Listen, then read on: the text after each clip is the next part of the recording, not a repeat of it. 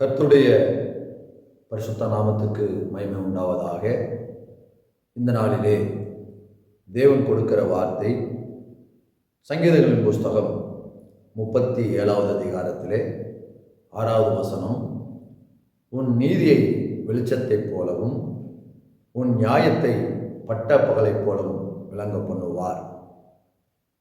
உண்மையாகவே இன்றைக்கு நாம் வாழுகிற உலகத்திலே நீதியையும் நியாயங்களையும் எதிர்பார்க்க முடியாத சூழ்நிலைகளிலே நாம் இருக்கிறோம்.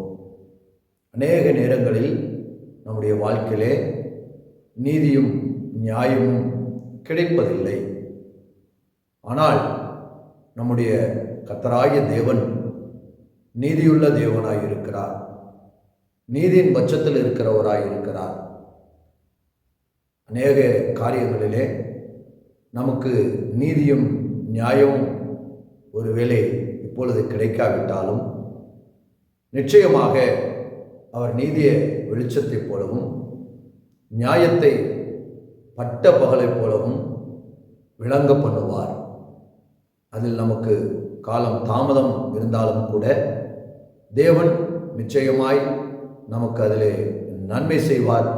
நம்முடைய வாழ்க்கையிலே வெளிச்சமும் பட்ட பகலைப் போல ஆசீர்வாதமும் உண்டாகும் என்று சொல்லி நான் உங்களை ஆசீர்வதிக்கிறேன். ஆமென்.